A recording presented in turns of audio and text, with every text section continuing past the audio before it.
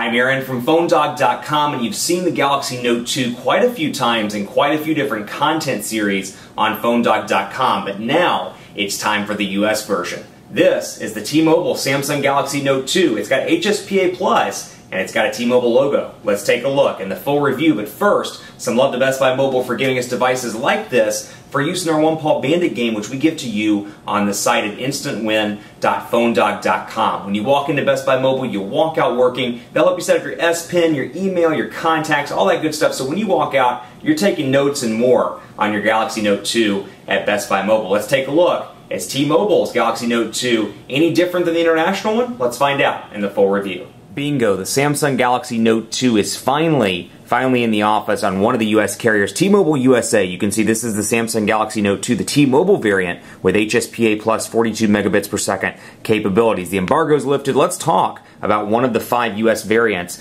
of the Galaxy Note 2. First of all, specs-wise, you're looking at very similar specs here as the international version. So if you come into this and you're wondering why this review isn't quite as generalized as the other Galaxy Note 2s or the other reviews you would see on PhoneDog, take a look at the unlocked version of the Samsung Galaxy Note 2. That's going to have the meat of the review that I did, because functionally speaking, these devices are very similar in a lot of ways. We're going to talk primarily about the T-Mobile differences and about some of the US differences on this device. But first, you know what, I'm going to go in here and turn this display to more than 30 seconds of brightness before it powers off. So you can see here, same look and feel, no differences to the cosmetic exterior, no differences to the shell. It looks exactly the same, save for a T-Mobile logo on the back. This is coming very soon to T-Mobile. October 25th is when it comes, if I recall. Off the top of my head, we've got some dates swirling around with all the different carriers. But T-Mobile built here 1.6 gigahertz quad-core Exynos processor, HSPA Plus 42 megabits connectivity, as you can see up here with the H+, or the 4G, I should say, representing T-Mobile's 4G, which right now is HSPA Plus.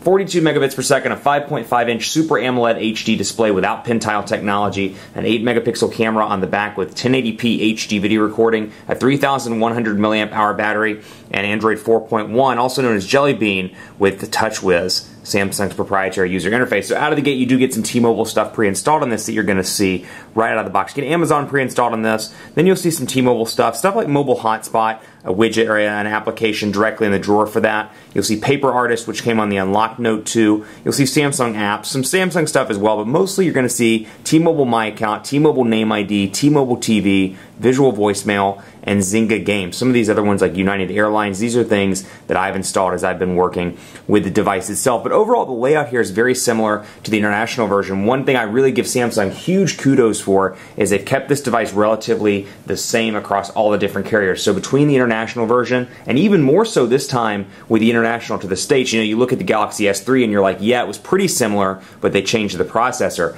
This time around, you're getting 4G LTE on Verizon, AT&T, Sprint, and US Cellular, and then of course HSPA Plus on T-Mobile. That said, there's not a huge change. The design is exactly the same, and then obviously my Verizon Mobile is something that has come over from my Android account, which I didn't mean to just do that. Obviously that does not uninstall the application, but it just moved over from my Gmail account from another device I've worked with. So just rest assured, my Verizon Mobile does not come pre-installed on the T-Mobile Galaxy Note 2. But out of the gate here, very similar. Let's take a look at speed test on this device so you can see what T-Mobile's HSPA Plus 42 megabits per second network is capable of. We're going to go ahead and see what we can do with a server change here. Let's do Shelby, and we're going to begin the test and take a look. HSPA Plus has been pretty reasonable in the Charlotte metro area. I've seen speeds as high as 17, 18 megabits per second.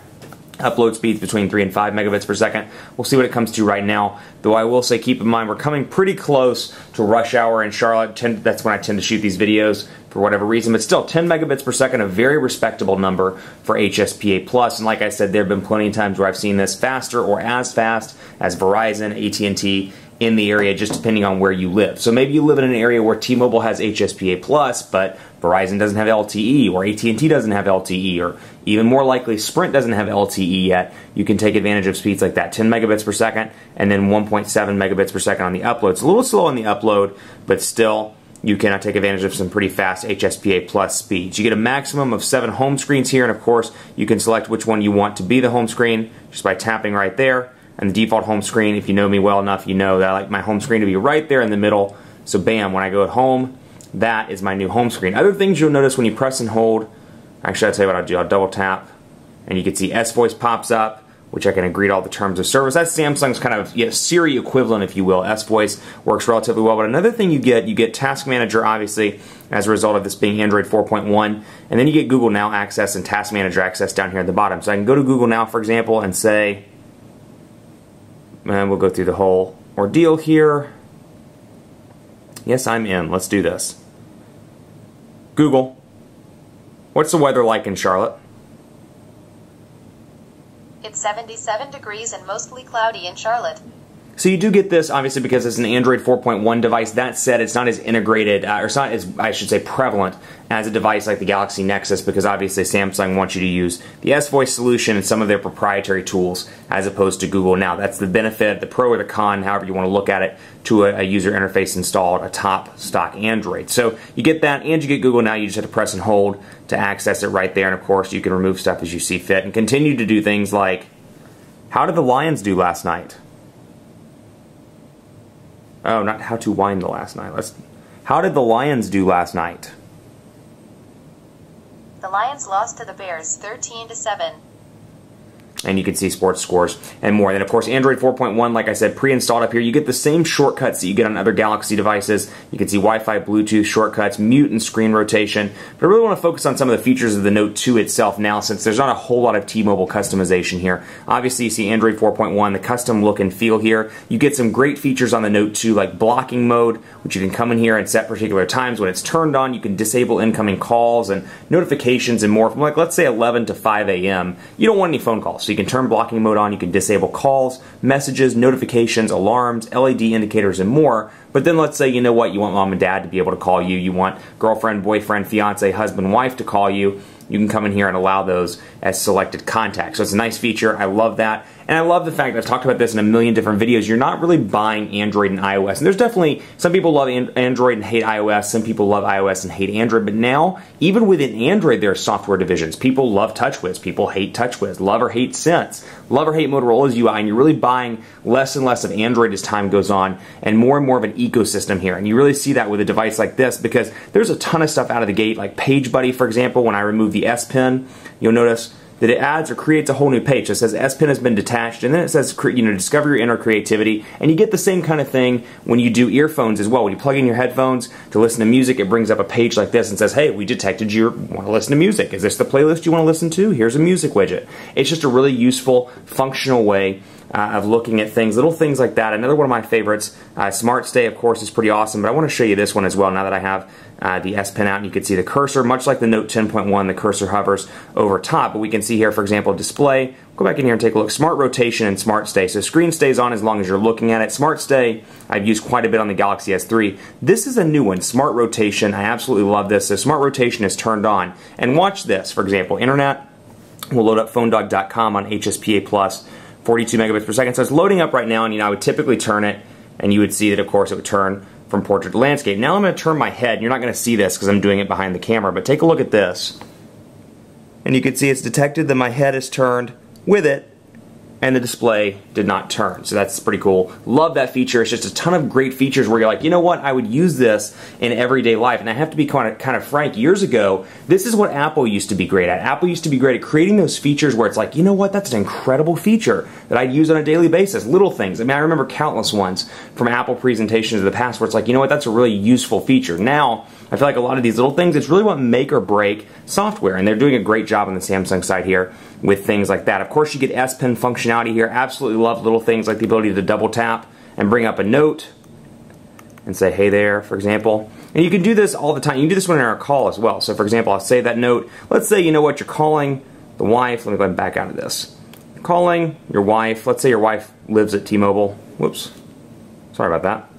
Hard to do when it's sitting down. Okay, so let's say your wife works at T-Mobile. Let's say your life works at T-Mobile. Your wife, rather. So let's just say you're dialing 611 to talk to your wife. Your wife, totally fake here, but you can press and hold, tap twice, and then bring up an S note. So you can say, you know what, she wants wine. She wants green beans. And she wants a card for grandma.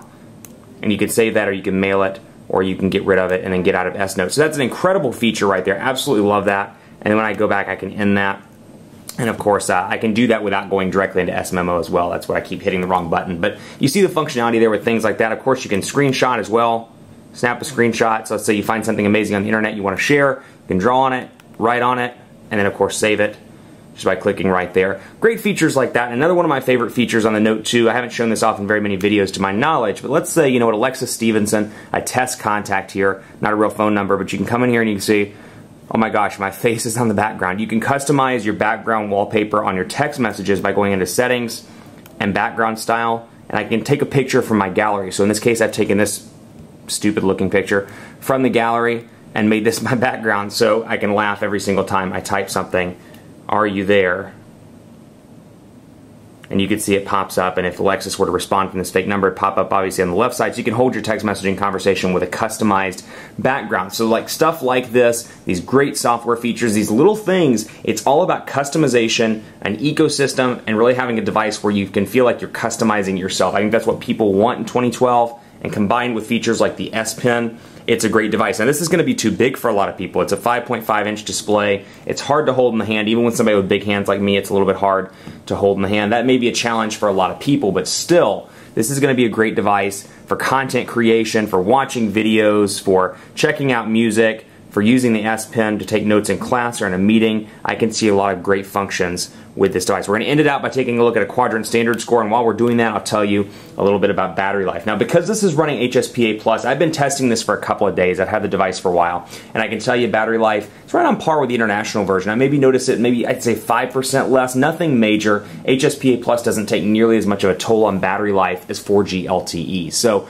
3,100 milliamp hour battery, very useful, very easy to make it through the day. This is going to be great for somebody that travels on a regular basis and just doesn't have time to plug it in every 3 hours like a typical Android device or like Android devices of the past. So that said, great for battery life. I get about, I'd say, 15 to 17 hours with moderate use on this device before I have to charge it, moderate to heavy use. So definitely an impressive device on the battery side. Call quality's been fantastic. It's so fantastic that I stuttered and I said fantastic on T-Mobile USA. HSPA Plus has been nice and fast. Call quality's been good. I tested it in an area I know to be a dead spot, and it worked relatively well. And of course, quadrant standard, 5,864. You can really see that quad-core Exynos processor doing its job. Keep it locked on PhoneDog.com for continuing coverage of the US versions of the Samsung Galaxy Note 2. In the meantime, be sure to follow me on Twitter, PhoneDog_Aaron. Let me know what you think of the US build of this device, and on Facebook at Facebook.com/PhoneDogAB. In the meantime, be sure to love our greatest tech giveaway ever too. Check it out. We're giving away some awesome smartphones at Facebook.com/PhoneDog. Go over there and read out more about that. Thanks so much for watching. Stay tuned for more dogfights between the US version and some other hot devices on the market on PhoneDog.com. Perhaps this and the iPad mini even. Who knows? We're seeing a convergence of tablets and smartphones. It might be time to do a dogfight just like that. Thanks for watching, and as always, we'll see you next time.